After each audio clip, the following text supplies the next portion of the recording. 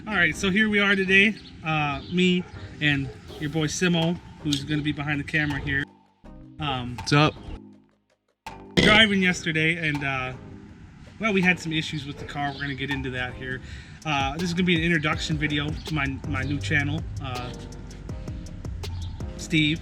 We don't know what the channel's going to be called yet, but yesterday me and Simo were driving around, and it's hot. It's a scorcher out here. It's like 100 degrees. You know, Minnesota weather just fluctuates like crazy. And driving down the highway, I gave her a good goose, and boop, we started smelling coolant. So what we want to do next is we're going to go ahead and diagnose these issues, and then we're going to go ahead and in this video we're going to try to diagnose and fix said issues. So let's go ahead and get started.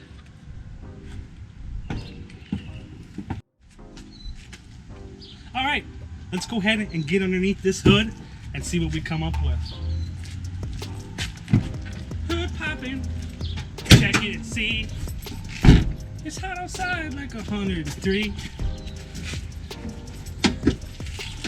Boom, look at those 6 cylinders of power.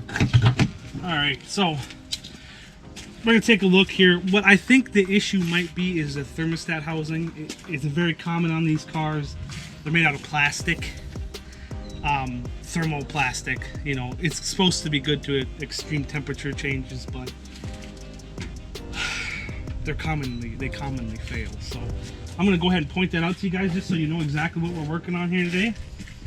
So you can see the upper radiator hose coming right into here. It's going into a plastic thermostat housing. Now that's right here, this part with the two bolts on it. So if I'm not mistaken, that's where our issue lays. So what I'm gonna go ahead and do is have you put the camera on that part, and then I'm gonna go ahead and start this thing up, and if we have coolant leaking out of there, that's more than likely going to be the issue.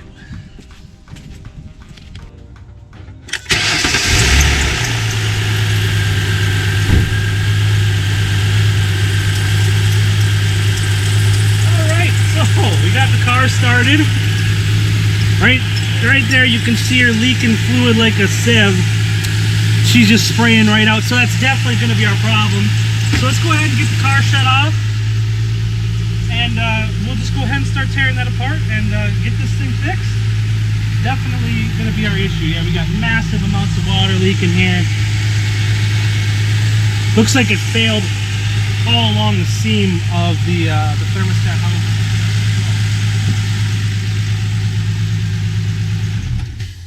Looks like we got lucky on that one. Found the issue right away. A lot of times that's not going to happen for you.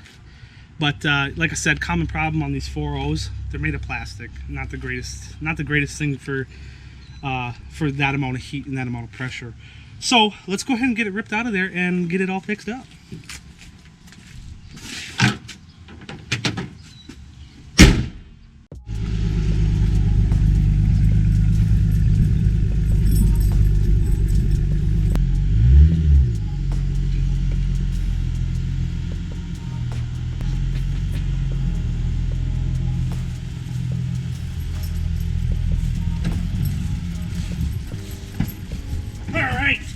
We're back here now. We got her all parked up. I want to park it a little bit on the uphill with the engine side up, so that when we do disconnect all the coolant parts, for the majority of what's in there will hopefully stay in there due to the, well, most of the liquid should stay inside the engine block. That's what we really want, because when we do replace everything and we put new coolant in it, we want to eliminate the chance of air pockets best we can, because this system unfortunately is a bit hard to purge. Alright, so after diagnosing the problem and figuring out exactly what part we need, I went to O'Reilly's and got the thermostat housing. Ooh, smells new. Hopefully with this new part, it should just be as simple as these 3 bolts. You need to have your new spot here for your coolant temperature sensor. That should be really easy to just pull out, plug and play.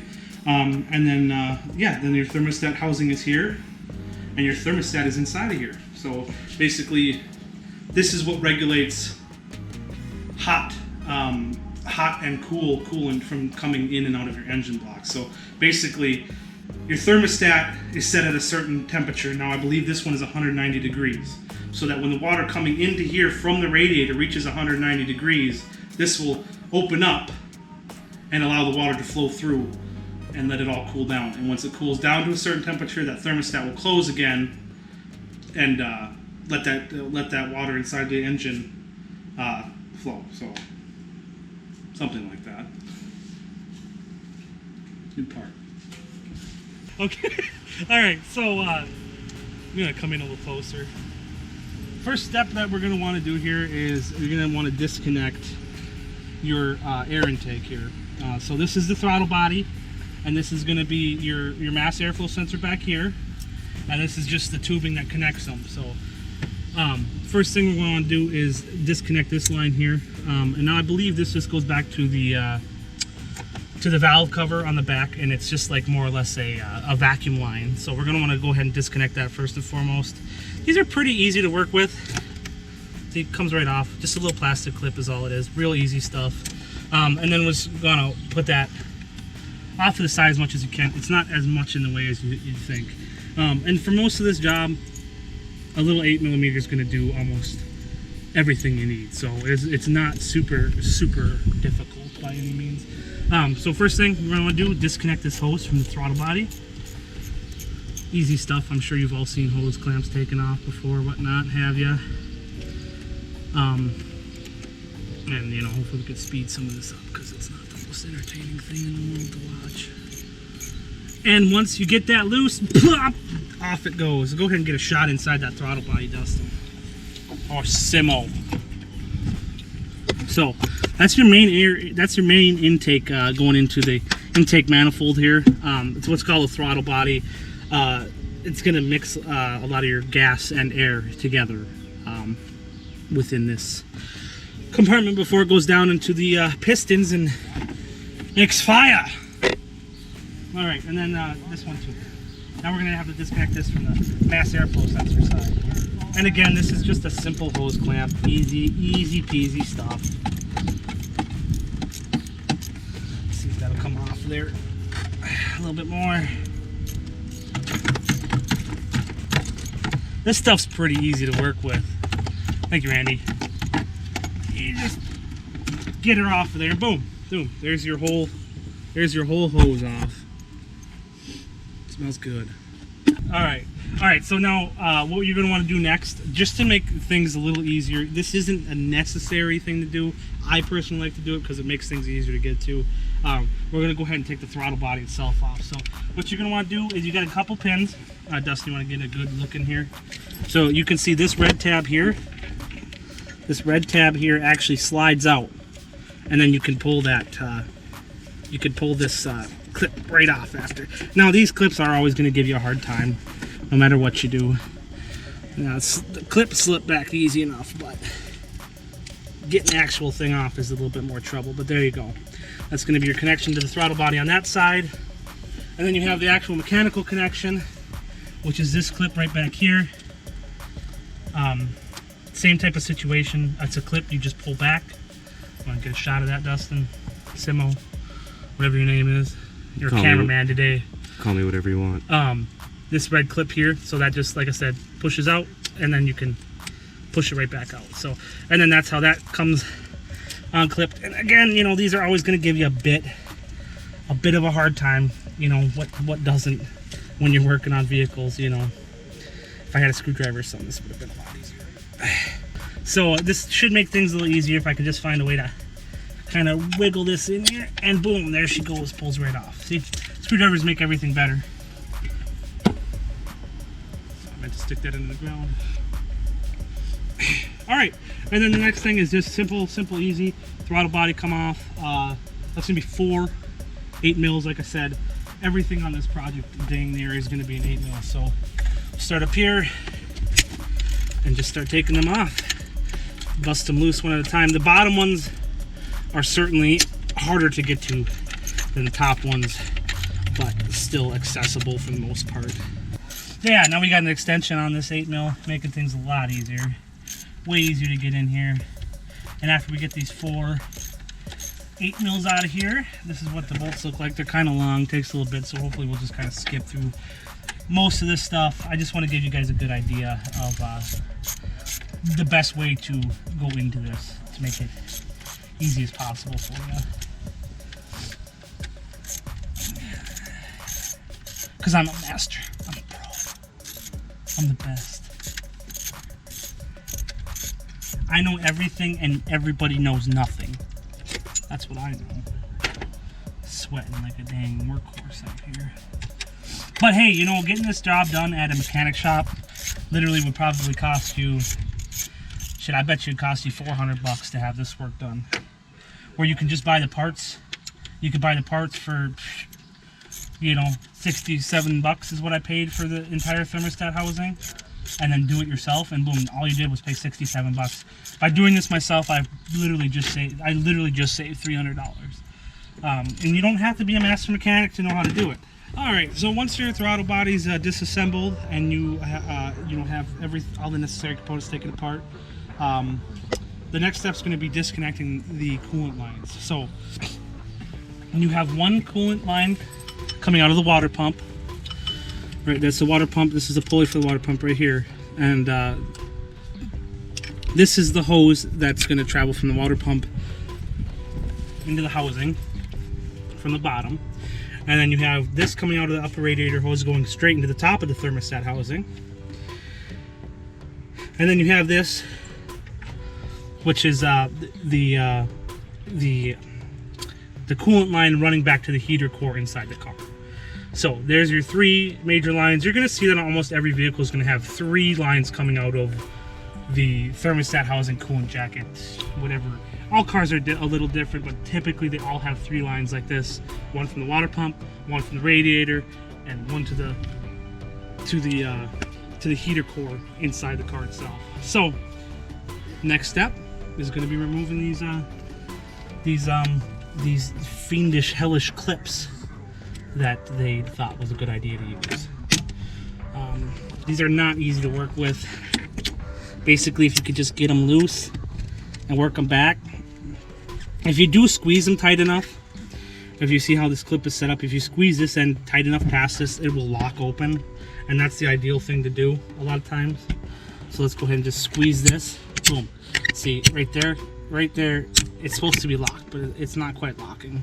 It's probably because I've taken it on and off a number of times, but good enough. We'll just get that coolant line off of there. And this is where you're gonna have to do this on, like, you know, a ground, like an open ground, like grass or something, because we're about to lose some coolant, boys. Here she goes. Just kidding. Looks like we lost most of our coolant already. Not a problem. That's good. That's good, because now things aren't nearly as nasty. All right, now let's go ahead, and this is tricky, because now you got to get back in here on this smaller clip for the lower hose, and there's not a lot of room to maneuver around here. In fact, I've probably made things harder for myself. Oh, and I broke the old thermostat housing. Nice. Let's go ahead and well, good thing we got a new one of those. Yes. So let's go ahead and take the top of this off to get it out of the way. It'll make it a little easier to get to that clip on the bottom. And this is really easy. Like I said, the new part already has this part built right into it, so we need it. I don't need it. I'm feeling like that about water today. I feel SpongeBob's pain. Water. I don't need it. I need it. Alright. So, like I said, just these three bolts are going to be holding the top of this on. And then when we take this off, you get a little better idea of what a thermostat looks like, and how exactly the thermostat sits in this particular plastic unit. Whew, I'm sweating good, Dustin. It's hotter than I'm not sure what is hotter than a heater. I mean, I know that's pretty lame, and when you're supposed to say it's hotter, then you're supposed to make like a funny simile or whatever, but it's too hot to be funny.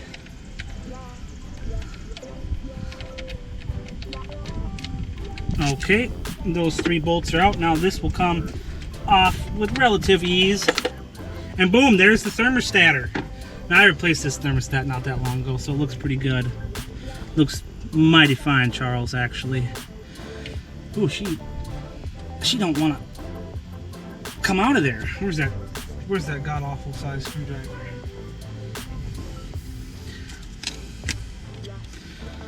And it's supposed to seal in there, so I'm not surprised they have a little bit of a hard time coming out.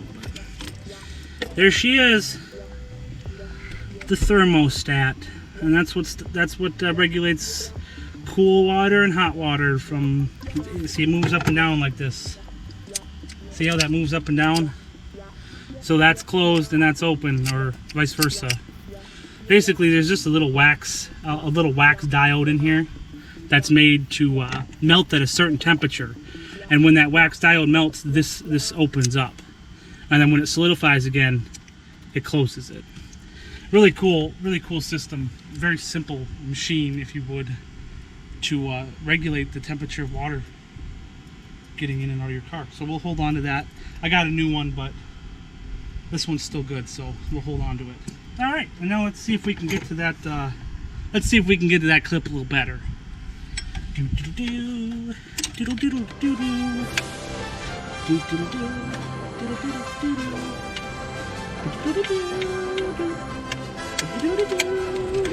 Yeah, you just want to move that down past the, just a little down past the, you know, the ways of the actual. The neck of the hose? Yeah, the neck of the unit itself, yeah.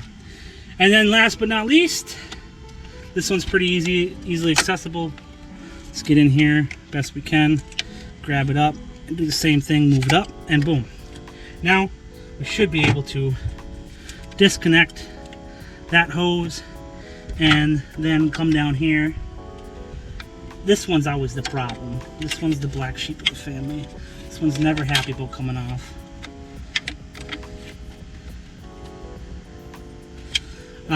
But that's okay. We'll just actually disconnect the unit itself, and then it should come off a little easier. The next thing I want to point out is the coolant temperature sensor right here. You just pop this little clip out, and you can push up on this, and boom, disconnect it. Now we're going to need to reuse this. I recommend that if you do this, buying a new one and putting it in there, but this is a relatively new one. So, you know, I know it has a nut on it, but it is actually not threaded. It just has that simple little O-ring, and then this is what actually, the higher the temperature of the coolant, the more of a, the more resistance this has. And basically it sends the amount of resistance back to your computer, which tells the car what temperature the coolant's at. So again, a really simple design, but a really efficient way to, you know, keep things in order. It's a really cool design. So we'll move on to the next step here and get these 3 bolts out that are remaining. And those 3 bolts there are going to disconnect the unit from the engine block itself, and then we can pull that sucker right out of there. All right, on to the next step.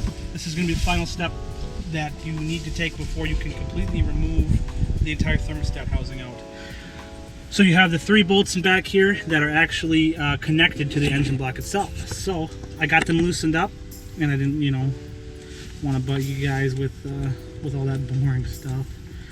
All right, so we just need to take these out. They are long bolts, so bear with me, please. Sorry, we can skip most of this, right? We can speed this up in post.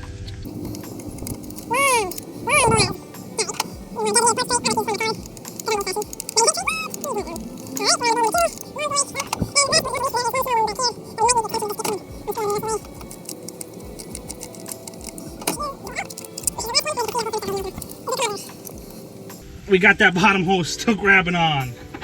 Still being a link letter.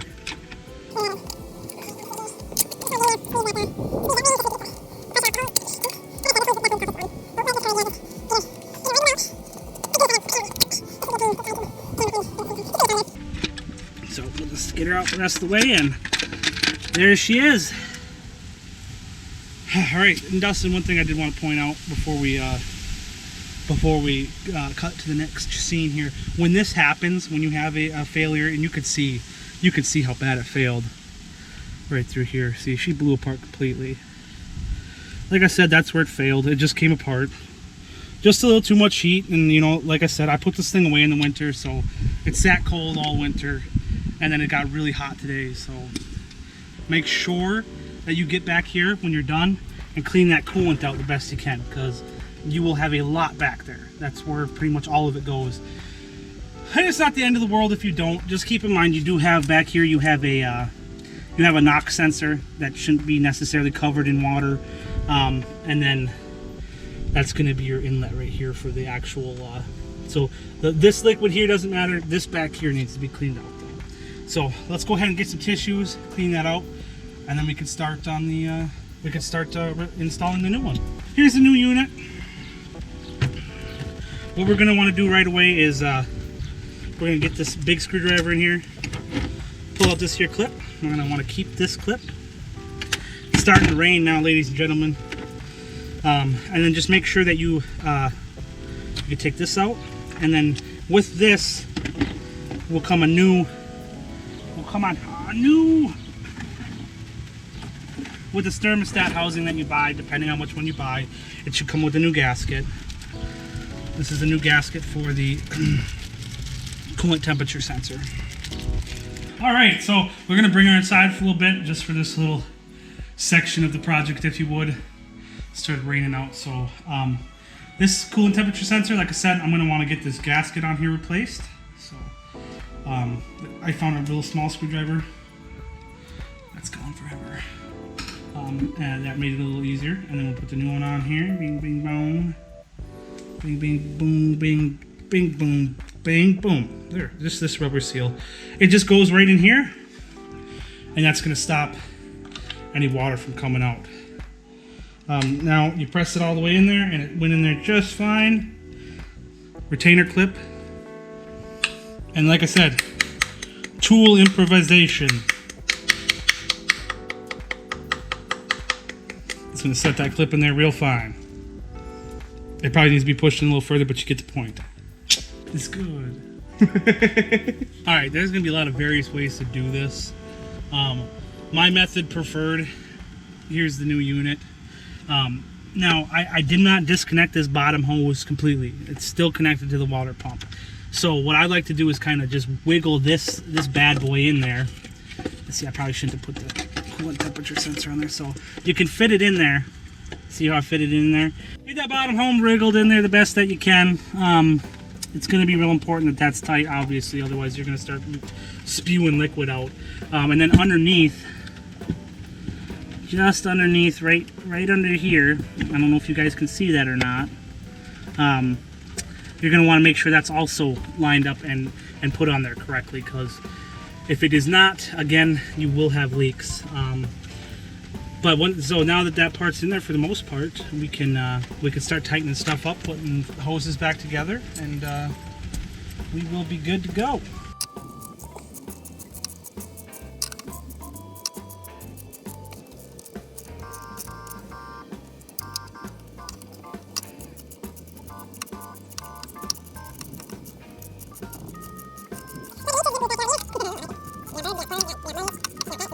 Alright, so here we are. What we got going on now is we have the new thermostat housing in there. Look at how nice it looks. Oh, it's beautiful with its new bolts and shiny stuff. So there's the new thermostat housing all put in. Next step is we're just going to go ahead and reconnect the coolant temperature sensor. So a little tricky to get this back in there, but it's not the end of the world. You just gotta get in here, sorry, and click, there she goes, she's back on, that easy. This one, like I said, this coolant hose going back to the heater core inside the car. Then we just gotta get this clip on here, and these clips are just not fun to work with. You know, just to get them.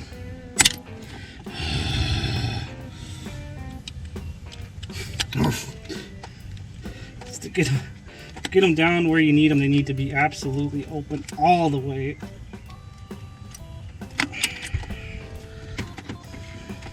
That's looking pretty good. And then last, but certainly not least, is big hose man. And we pushed it back on. Pushed it back on.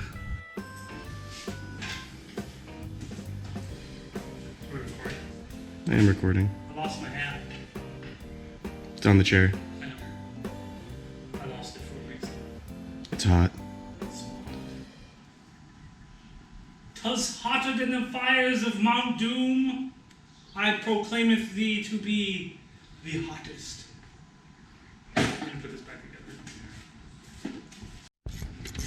If there's one thing that I could point out about why I like working on Fords like this specifically, look at the time that they take to make sure this is easy. Look at the notches taken out of the throttle body so that you can fit your socket into there. And that is not in the way. Look at that. They took the time to think about that. Right? Boom. Look at how easy that is. That easy. Wonderful. Oh wow, look at that. I left behind a socket. Good job. I helped. Are you sure you're not a mechanic?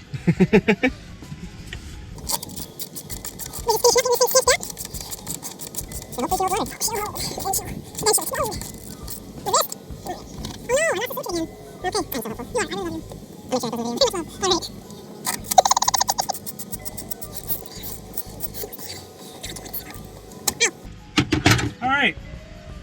Well, that's throttle body put back on. Now we just need to... This is satisfying if you want to get a close-up.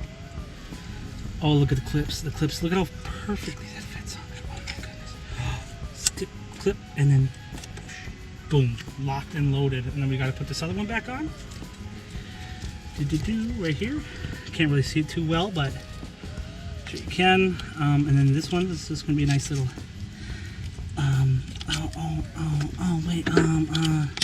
little clip and little pip. And that's done. Throttle body's back on. Thermostat housing has been replaced. Last thing to do is go ahead and throw your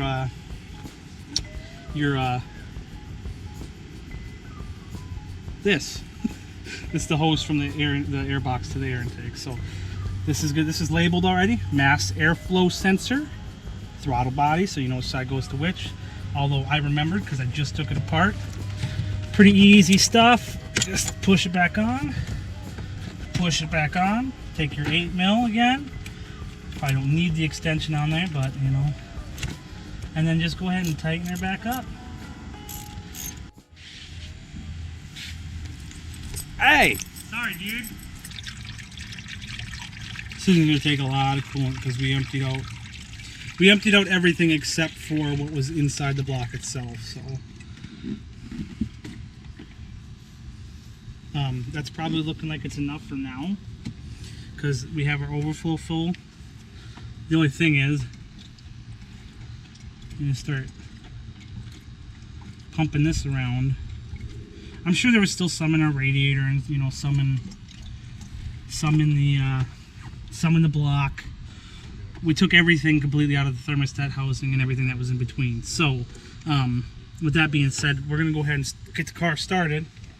And last time I started, it leaked fluid right away, so we'll know right away if the problem's solved. Yeah, I was looking at weather, 6-7 days or a week.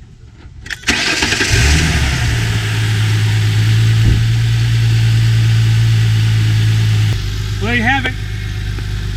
That pretty much stopped the leak. As far as you can see where it was last time, is right there in that area. She's dry as a bone now. Let's give it a test drive and see how she does. Go.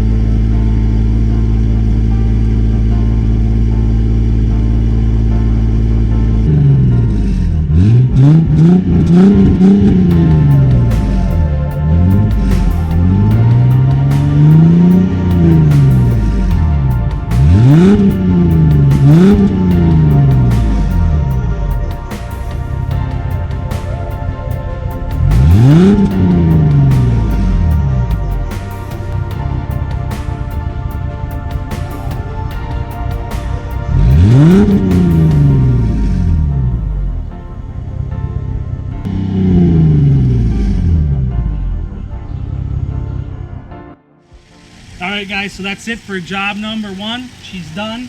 I hope you enjoyed it. It was a lot of fun for me and Simo.